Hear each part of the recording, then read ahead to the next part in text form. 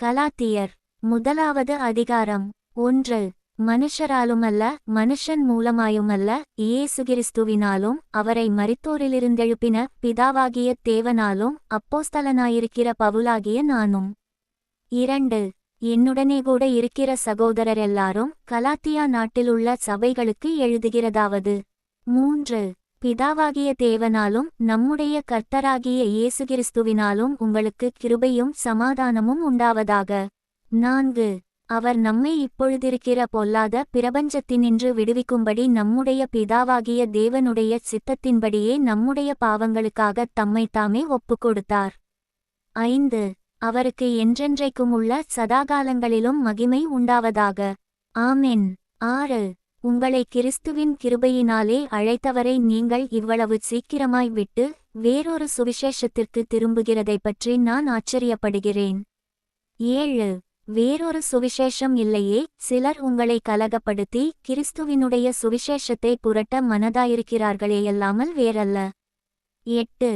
நாங்கள் உங்களுக்கு பிரசங்கித்த சுவிசேஷத்தையல்லாமல் நாங்களாவது வானத்திலிருந்து வருகிற ஒரு தூதனாவது வேறொரு சுவிசேஷத்தை உங்களுக்கு பிரசங்கித்தால் அவன் சபிக்கப்பட்டவனாயிருக்கக் கடவன். 9. முன் சொன்னது போல மறுபடியும் சொல்லுகிறேன், நீங்கள் ஏற்றுக்கொண்ட சுவிசேஷத்தையல்லாமல் வேறொரு சுவிசேஷத்தை ஒருவன் உங்களுக்கு பிரசங்கித்தால் அவன் சபிக்கப்பட்டவனாயிருக்கக் கடவன். 10. இப்பொழுது நான் மனுஷரையா தேவனையா யாரை நாடிப் போதிக்கிறேன்? மனுஷரையா பிரியப்படுத்த பார்க்கிறேன்? நான் இன்னும் மனுஷரை பிரியப்படுத்துகிறவனாயிருந்தால் நான் கிறிஸ்துவின் ஊழியக்காரனல்லவே. 11. மேலும் சகோதரரே, என்னால் பிரசங்கிக்கப்பட்ட சுவிசேஷம் மனுஷருடைய யோசனையின்படியானதல்லவென்று உங்களுக்கு தெரிவிக்கிறேன். 12. நான் அதை ஒரு மனுஷனால் பெற்றதுமில்லை, மனுஷனால் கற்றதுமில்லை, இயேசு கிறிஸ்துவே அதை எனக்கு வெளிப்படுத்தினார். 13. நான் யூதமார்க்கத்திலிருந்தபோது என்னுடைய நடக்கையை குறித்து கேள்விப்பட்டிருப்பீர்கள். தேவனுடைய சபையை நான் மிகவும் துன்பப்படுத்தி அதை பாழாக்கி. 14. என் ஜனத்தாரில் என் வயதுள்ள அநேகரை பார்க்கிலும் யூதமார்க்கத்திலே தேறினவனாய் என் பிதாக்களுடைய பாரம்பரிய நியாயங்களுக்காக மிகவும் பத்திவைராக்கியமுள்ளவனாயிருந்தேன். 15. அப்படியிருந்தும் நான் என் தாயின் வயிற்றிலிருந்தது முதல் என்னை பிரித்தெடுத்து தம்முடைய கிருபையினால் அழைத்த தேவன். 16. தம்முடைய குமாரனை நான் புறஜாதிகளிடத்தில் சுவிசேஷமாய் அறிவிக்கும் பொருட்டாக அவரை எனக்குள் வெளிப்படுத்த பிரியமாயிருந்தபோது உடனே நான் மாம்சத்தோடும் இரத்தத்தோடும் யோசனை பண்ணாமலும். 17. எனக்கு முன்னே அப்போஸ்தலரானவர்களிடத்திலே எருசலேமுக்கு போகாமலும் அரபி தேசத்திற்கு புறப்பட்டு போய் மறுபடியும் தமஸ்கு ஊருக்கு திரும்பி வந்தேன். 18. 3 வருஷம் சென்ற பின்பு பேதுருவை கண்டுகொள்ளும்படி நான் எருசலேமுக்கு போய் அவனிடத்தில் 15 நாள் தங்கியிருந்தேன். 19. கர்த்தருடைய சகோதரனாகிய யாக்கோபை தவிர அப்போஸ்தலரில் வேறொருவரையும் நான் காணவில்லை. 20.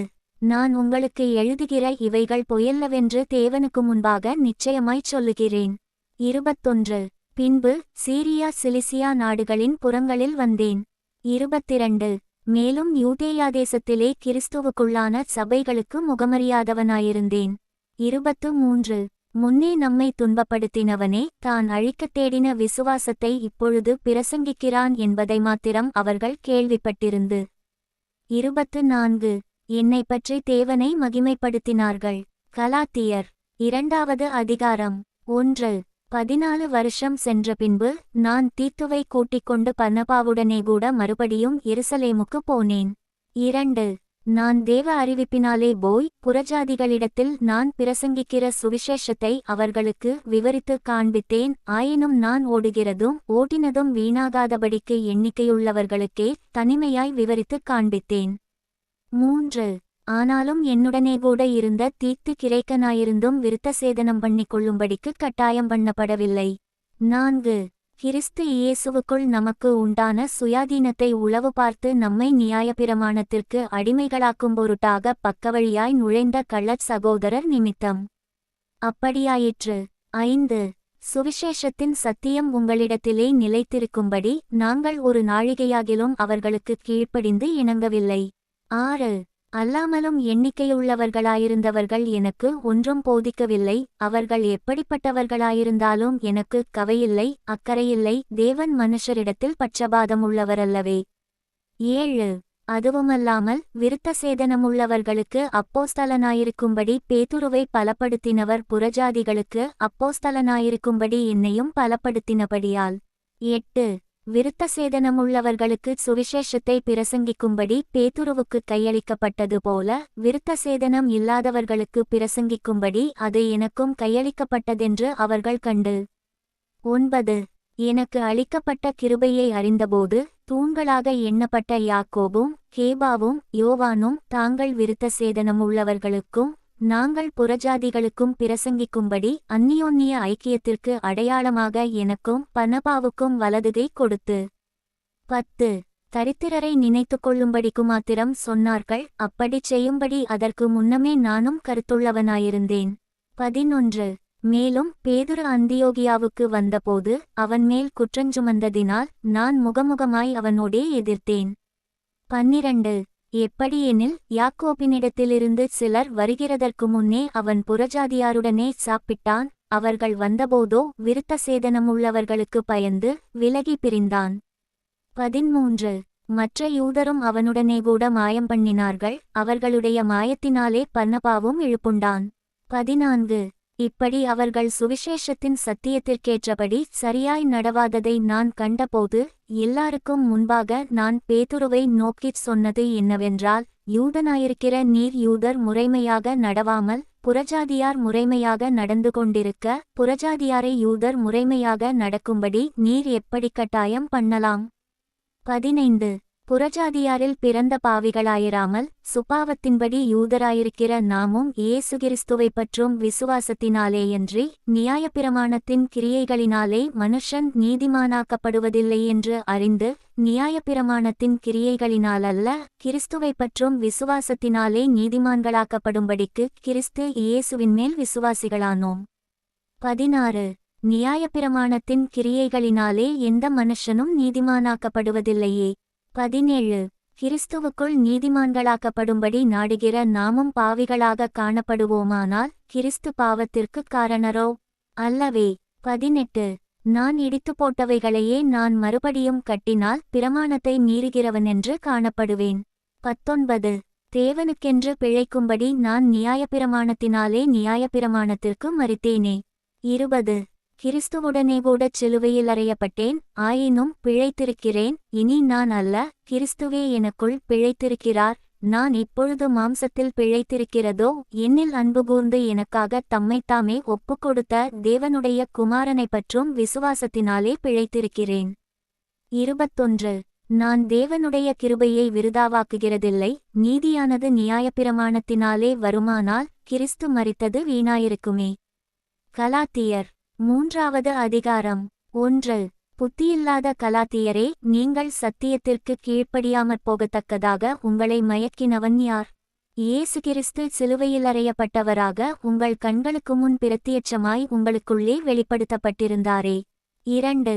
ஒன்றை மாத்திரம் உங்களிடத்தில் அறிய விரும்புகிறேன். நியாயப்பிரமாணத்தின் கிரியைகளினாலேயோ விசுவாச கேள்வியினாலேயோ எதினாலே ஆவியை பெற்றீர்கள்? 3.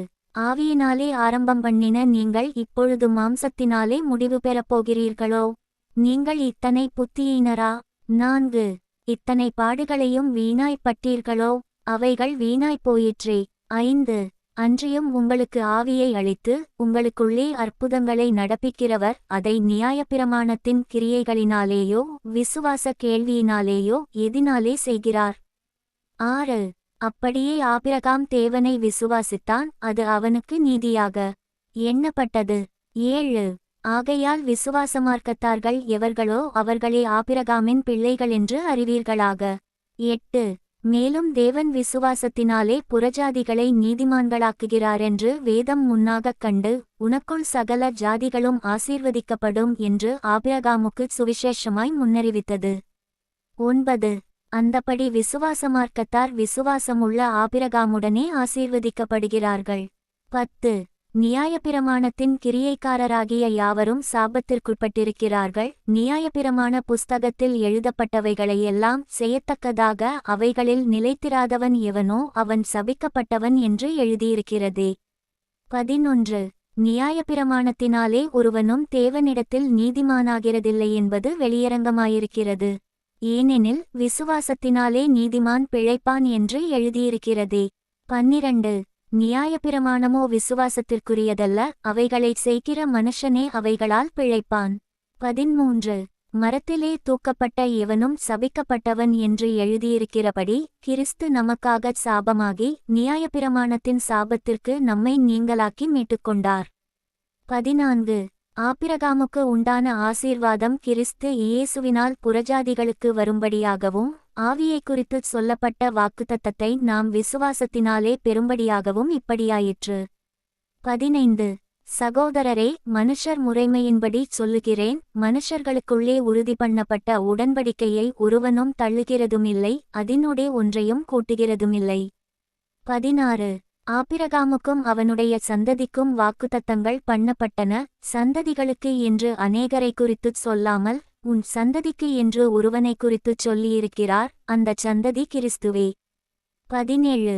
ஆதலால் நான் சொல்லுகிறதென்னவெனில், கிறிஸ்துவை முன்னிட்டு தேவனால் முன் உறுதி பண்ணப்பட்ட உடன்படிக்கையை 430 வருஷத்திற்கு பின்பு உண்டான நியாயப்பிரமாணமானது தள்ளி வாக்குத்தத்தத்தை வியர்த்தமாக்க மாட்டாது. 18. அன்றியும் சுதந்தரமானது நியாயப்பிரமாணத்தினாலே உண்டானால் அது வாக்குத்தத்தத்தினாலே உண்டாயிராது, தேவன் அதை ஆபிரகாமுக்கு வாக்குத்தத்தத்தினாலே அருளிச் செய்தாரே. 19. அப்படியானால் நியாயப்பிரமாணத்தின் நோக்கமென்ன? வாக்குத்தத்தத்தை பெற்ற சந்ததி வருமளவும் அது அக்கிரமங்களினிமித்தமாக கூட்டப்பட்டு தேவதூதரைக் கொண்டு மத்தியஸ்தன் கையிலே கட்டளையிடப்பட்டது. 20. மத்தியஸ்தன் ஒருவனுக்குரியவனல்ல, தேவனோ ஒருவர். 21. அப்படியானால் நியாயப்பிரமாணம் தேவனுடைய வாக்குத்தத்தங்களுக்கு விரோதமா? அல்லவே, உயிரைக் கொடுக்கத்தக்க நியாயப்பிரமாணம் அருளப்பட்டிருந்ததானால் நீதியானது நியாயப்பிரமாணத்தினால் உண்டாயிருக்குமே. 22.